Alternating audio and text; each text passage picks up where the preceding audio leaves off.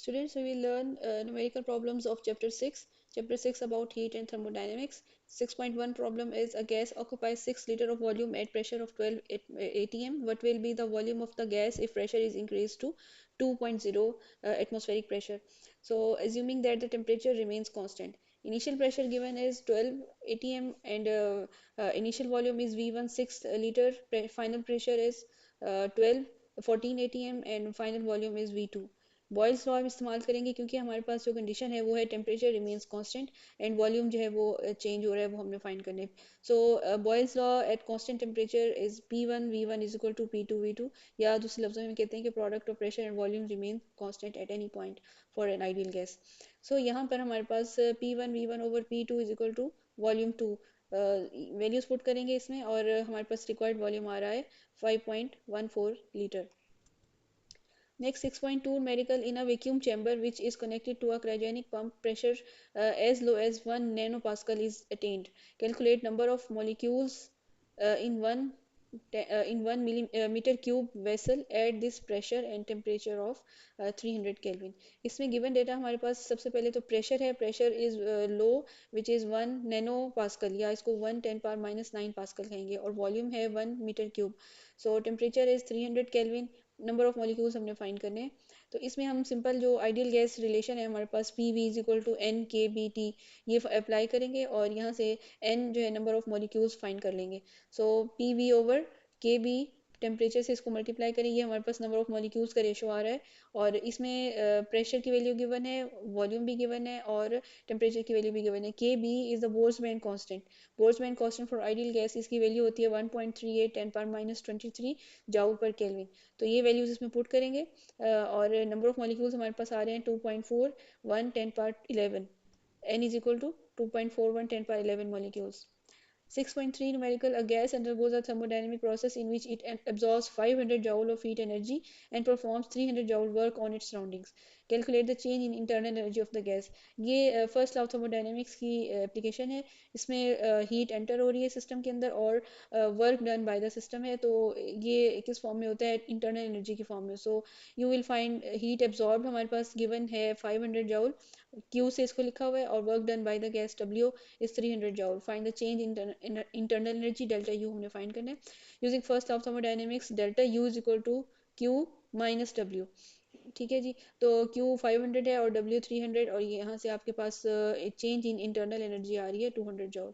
Next, a Carnot engine is operating between a high temperature reservoir at 600 Kelvin and a low temperature reservoir at 300 Kelvin. Calculate the maximum possible efficiency. Number 2 में आपने बताना है कि the amount of work output if the engine absorbs 500 joule of heat from high temperature reservoir so अब given data इसमें हमारे पास है high temperature 600 kelvin और जो लो टेम्परेचर है रिजर्वायर है वो है 300 केल्विन ठीक है हीट एब्जॉर्ब्ड इज 500 जूल ठीक अब हमने फर्स्ट पार्ट इसका पहले देख लेते हैं एफिशिएंसी हम फाइंड करेंगे और उसके बाद वर्क आउटपुट देखेंगे तो एफिशिएंसी का फॉर्मूला होता है ईटा से इसको लिखते हैं eta is equal to 1 minus T C over T H यानी कोल्ड टेम्परेचर का रिजर्वायर का temperature divided by hot reservoir का टेम्परेचर तो यहाँ से हमारे पास ईटा आ जाएगा 1 माइनस 3 ओवर 600 1/2 आता है ये और 1/2 को 1 से माइनस करें 1/2 आंसर आएगा इसकी परसेंटेज एफिशिएंसी फाइंड करने के लिए हम इसको 100 से मल्टीप्लाई करके यहाँ पे लिखेंगे 50% एफिशिएंसी आ रही है इसकी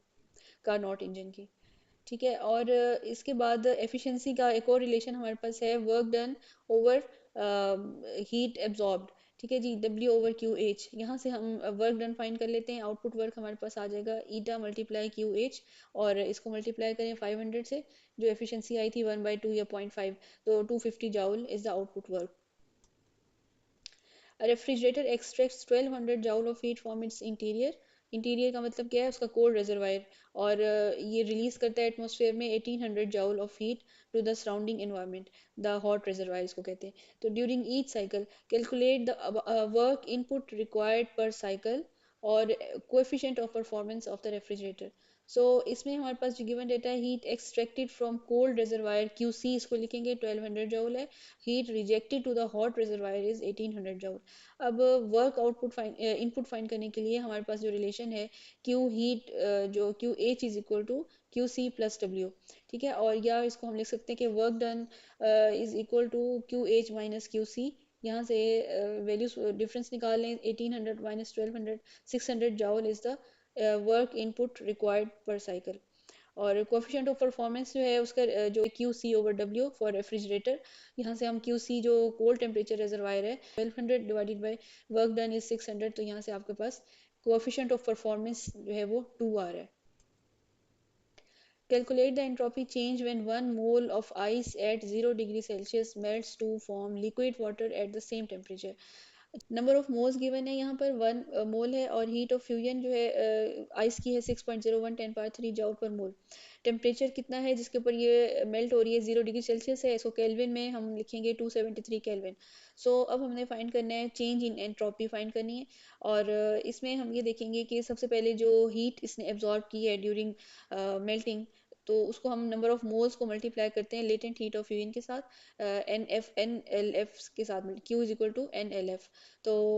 1 × 6.01 10 पावर 3, ये आपके पास 6010 जाउल जो है वो हीट एब्जॉर्ब आ रहा है। अब जो एंट्रोपी चेंज है डेल्टा एस, एंट्रोपी चेंज का होता है डेल्टा क्यू ओवर टी, यानी हम डेल्टा क्यू की वैल्यू पुट करेंगे 6010 और temperature is 273 kelvin, so 22 joule per kelvin is the change in entropy.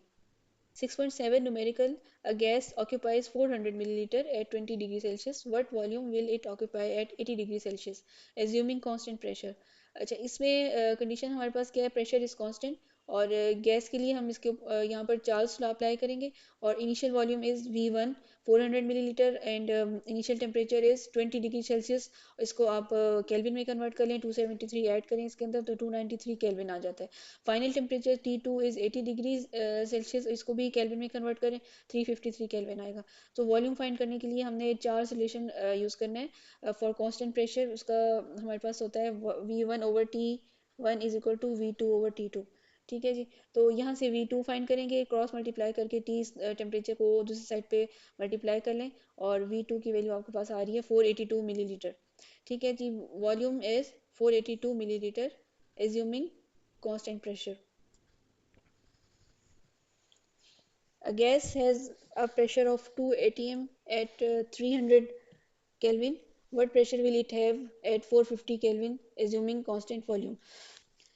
Initial pressure is P1 2 atm है, और initial temperature T1 is 300 kelvin, final temperature 450 kelvin, और final pressure हमने find करना है। सो इसमें जो कंडीशन है वो कांस्टेंट वॉल्यूम वाली कंडीशन है, और यहाँ पे हम कांस्टेंट वॉल्यूम के लिए लुसेक्स लॉ इस्तेमाल करेंगे, P1 over T1 is equal to P2 over T2। यहाँ से प्रेशर P2 फाइंड करेंगे, और P2 is equal to 2 divided by 300 multiply 450, यहाँ से 3 atm या 3 एटमॉस्फेरिक प्रेशर आपके पास आ रहा है,